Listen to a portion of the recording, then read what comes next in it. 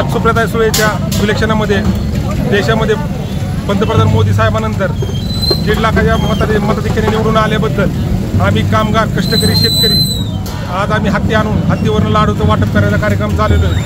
हा कार्यक्रम मोदी साहेब, भारतीय जनता पार्टी विरुद्ध पवार साहेब, चंद्रकांतदादा पाटील इलेक्शनच्या कार्यकाळामध्ये येऊन बारामध्ये पवार साहेबांना संपवण्याची धमकी दिली होती आणि अनेक असंख्य भारतीय जनता पार्टीचे वरिष्ठ नेते बारामतीच्या प्रचारात येऊन राजकारण बाजूला ठेवून असभ्यतेचं वर्तन केलं।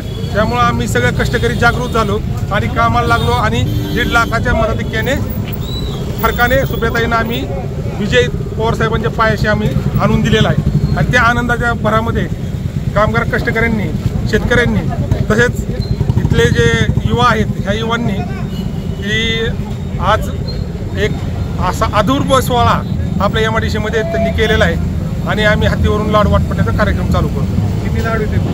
10,000 लाडूचं वाटप चालू आहे। तिथून संध्याकाळी 8 वाजेपर्यंत 4 गावामध्ये हत्ती फिरणार आहे।